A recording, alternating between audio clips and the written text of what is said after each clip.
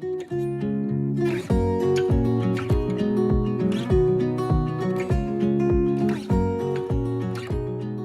back to the Wheatfield. I don't even know what week it is. Maybe week 6. I'm not real sure. But let me tell you what I learned. I learned that I should never say what I'm going to speak on the following week, because if God tells me to speak on something different, well, that's what I'm going to have to do. So, surprise, we're probably not going to get to talk about sewing today. Maybe next week, because I'm shooting these in as much real time as I can, meaning like I put them out there on a Wednesday and then questions come, people have comments, and it gets me thinking, and I'm like, oh, actually I need to teach on something else this week. So here's what I'm gonna do. Last week we talked about seeds of doubt, seeds of faith. It don't matter how good of a farmer you are, if you are sowing with seeds of doubt, your abundance is in trouble. A couple people reached out and were like, what do I do? All I have is doubt. Like, where did God go? I feel forgotten. These crazy things are happening in my life. I'm having a hard time sowing with seeds of faith. So I thought I would touch on that. Based on my experience, based on the times that doubt has just ran rampant in my mind, what I do to become a person that can have seeds of faith in her pocket instead of seeds of doubt. Here's what I do. I look backwards. I turn around and I look backwards. It's like, what do I mean by that? Let me tell you. If you've ever done Beth Moore's Believing God study, I did it back in like 2005 or 2006. So 15 years ago, I did this study. She has this exercise in there based off of a story in the Bible out of Joshua that I've obviously never forgotten. And so I wanted to introduce it to you today.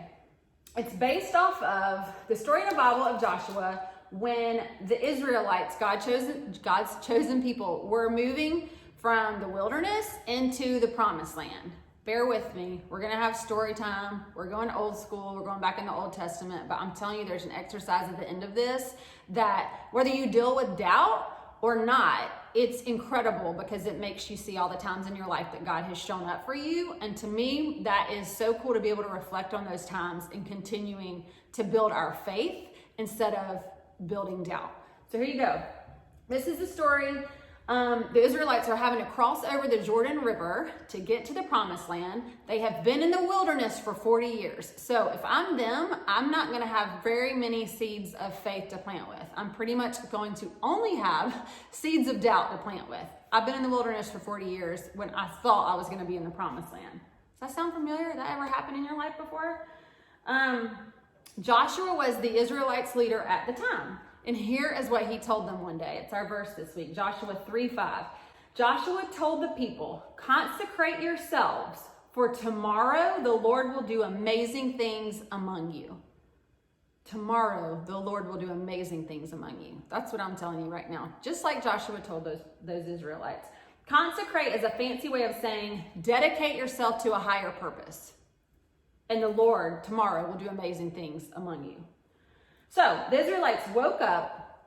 God commanded the priests to carry the Ark of the Covenant first, which the Ark of the Covenant was the presence of God at that time. These priests had to carry the Ark of the Covenant across the Jordan River, and they were instructed that once they got a half a mile into the river, everybody else were to follow them. Well, like, how's that going to work? Like a river? How are all these people going to get across a river? Crazy thing is this. It was either 40,000 Israelites or 600,000. They don't have, I guess historians don't really know exactly. There's a verse in the Bible that says 40,000 later on, but there's people based on a census that took place there that say it could be up to 600,000 people were having to cross this river. Okay, so this was not an easy feat. There's also this other verse in Joshua that I think is really cool. It's Joshua 3:15 that says, now the Jordan is at flood stage all during harvest. So this took place at harvest time, which is neat. Hello, I like harvest. But it's the fact that the Jordan was at flood stage, which means it was impossible to cross. Like, it's raging. It is hazardous for anyone to enter it. So I'm sure if you are an Israelite, you're sitting here thinking, we're going to cross the Jordan River right now. You've got to be out of your mind, like doubt, right? But here's what happened. The second the priests carrying the Ark of the Covenant, who went first, everybody else was a half mile behind them, the river stopped. The second that their feet touched it, it stopped flowing and it stood up. Okay? Stopped flowing. There was dry land and the Israelites were able to cross it. All of them got to the other side. That's pretty incredible, right? God basically took these people. One side of the river was doubt. They crossed it and got over to faith, making it to the promised land. But you know what, to me, the coolest part of the story is? It's where this exercise comes from, the stones of remembrance exercise. After all of the people had crossed the Jordan, this is what the Lord told Joshua to do. He told him to pick 12 men and do this. I'm going to read straight from the Bible on a computer. So Joshua, this is chapter 4. So Joshua called together the 12 men he had appointed from the Israelites, one from each tribe, and said to them, "Go over before the ark of the Lord your God into the middle of the Jordan. Each of you is to take a stone on his shoulder, according to the number of tribes of the Israelites, 12, to serve as a sign among you. In the future, when your children ask you," listen to this, "what do these stones mean? Tell them that the flow of the Jordan was cut off before the ark of the covenant of the Lord. When it crossed the Jordan, the waters of the Jordan were cut off. These stones are to be a memorial to the people of Israel forever." He wanted the Israelites and all the future generations to never forget what he had done for them, to never forget that he had stopped those waters, let them stand straight up so thousands of them could cross. Here's the exercise that I want us to do. If you're in a crazy season of doubt, or you're not, do this. It's really incredible. You write down all of your stones of remembrance, okay? So God instructed them, hey, I want you to take stones out of the middle of where I just let you walk through. Take them with you. Always carry them around so you can look at them and be like, oh my gosh, I remember that time God showed up for me. And then your kids, generations later, oh my gosh, these stones, what they represent is a time that God showed up for my grandpa. I want you to think about all the times God has shown up for you. Look backwards in your life.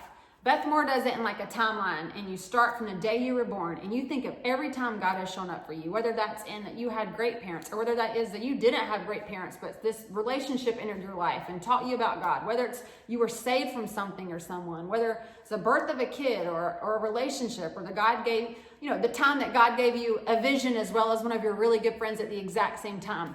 Anything, supernatural or natural, write down your stones of remembrance. I've done this like multiple times. I did this one in March of this year.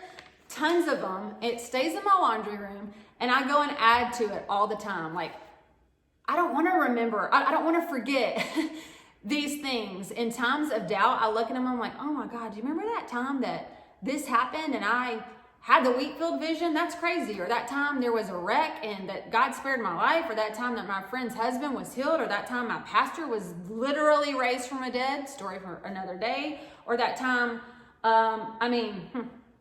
one of my kids out of nowhere told me God is bigger. He was 2 years old and I was praying and he was like, hey, he is bigger. I was like, what? He's bigger. And I'm like, in my head, I was sitting there praying and I felt God say, I am bigger than your problem. Right as my kid says this. All these stones of remembrance exist in our life. I have linked something similar to this. It is on my Instagram, okay, up in my bio. I want you to find some time this week. If you're in a season of doubt, go back, look backwards at all the times God has shown up for you so you can look at that and say, he is showing up for me now, even though I can't see it. If you're not in a season of doubt, write them down anyway and thank the good Lord for all the stones of remembrance that he's given you in your life. Keep adding to it, okay? I know this is a little bit of a different message, but I felt the need to share it. I'm not going to say we're going to talk on sewing next week, but that's my plan. We'll see. I'll see you next week, and don't miss the week.